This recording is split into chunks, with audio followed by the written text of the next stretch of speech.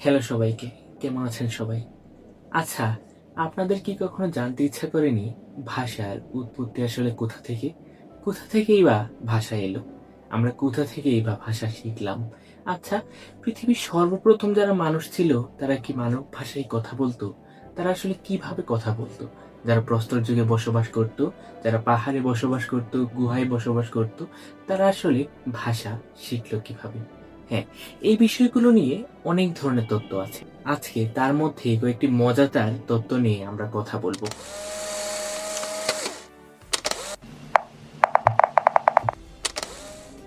আজকের প্রথম তত্ত্বটি হলো বৌ ওয়াও তত্ত্ব।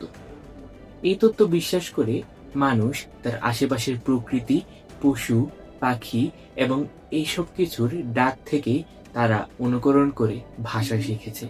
যেমন ধরা যাক, কুকুর ঘেউ ঘেউ করে, বিভিন্ন পাখি বিভিন্নভাবে ডাকে। এই শব্দগুলোকেই মানুষ আয়ত্ত করেছে এবং এই তত্ত্বকেই বলা হয় বৌ তত্ত্ব। বৌ তত্ত্বের সবচেয়ে বড় সমালোচনা হলো এখানে বিমূর্ত ধারণা সম্পর্কে কোনো ব্যাখ্যা দেওয়া হয়নি। যে বিষয়গুলো বিমূর্ত, যেগুলো আমরা চোখে দেখিনি, সেগুলো সম্পর্কে আমরা কিভাবে ভাব প্রকাশ করি, এই সম্পর্কে বৌ তত্ত্বে কোনো ধারণা দেওয়া হয়নি। এখন আমি কথা বলবো পোহ থিওরি নিয়ে।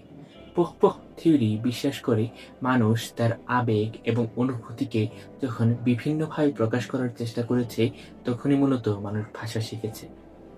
এই তত্ত্ব বিশ্বাস করে মানুষ তার যে ইন্টারজেকশনের ক্ষমতা, সেই ইন্টারজেকশনের ক্ষমতার মাধ্যমেই ভাষা শিখেছে। যেমন ধরা যাক, আমার ব্যথা করছে, আমি মুখ থেকে উচ্চারণ করলাম আহ। অথবা কোনো একটা বিষয় নিয়ে আমি খুবই আনন্দিত, আমি মুখ থেকে উচ্চারণ করলাম এ। এই যে, এভাবেই মানুষের ভাষা শিখার শুরু হয়েছে। এখন আমরা কথা বলবো ইউহিহো তত্ত্ব নিয়ে। ইউহিহো তত্ত্ব বিশ্বাস করে সভ্যতার প্রথম দিকে মানুষ যখন দলবদ্ধভাবে কাজ করা শুরু করে, তখনই মূলত ইউহিহো তত্ত্বের আবির্ভাব হয়। অর্থাৎ মানুষ যখন একত্রে কাজ করা শুরু করে, তখন বিভিন্ন শব্দ তাদের কানে এসে বাজে এবং তারা কাজ করার সময় যে শব্দগুলো রপ্ত করে, আয়ত্ত করে, সেগুলোতেই তারা পরবর্তীতে ভাষা শেখে। যেমন ধরা যাক, মানুষ যখন একসাথে কোনো একটা বিষয় টেনে নিয়ে যায়, তখন তারা বলে হেইয়ো হেইয়ো, হো হো। এই যে, এভাবেই তাদের ভাষা শেখার শুরু হয়েছে বলে অনেকেই ধারণা করেন। ইউহিহো তত্ত্বের সবচেয়ে বড় সমালোচনা হলো এখানে মূলত সহযোগিতামূলক শব্দগুলো নিয়ে আসা হয়েছে। কিন্তু ধরা যাক মানুষ যখন একা থাকে, তখন তারা কিভাবে ভাষা রপ্ত করে, এই সম্পর্কে এই তত্ত্ব কোনো ধারণা দেয় না। এখন আমি কথা বলবো লা লা থিওরি নিয়ে। লা লা, এই শব্দগুলোর মধ্যে এক ধরনের গানের সুর মিশে আছে।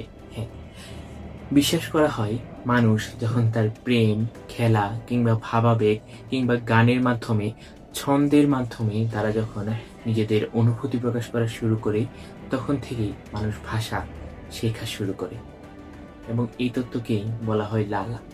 এই তত্ত্বে বিশ্বাস করা হয় মানুষ সুরের মাধ্যমে তাদের ভাষার শুরু করেছিল। এই তত্ত্বের সবচেয়ে বড় সমালোচনা হলো এখানে কোনো ব্যাকরণিক ব্যাখ্যা দেওয়া হয়নি। অন্যদিন আমরা অন্য কোনো ইন্টারেস্টিং বিষয় নিয়ে কথা বলবো। আজ এই পর্যন্তই। ধন্যবাদ সকলকে।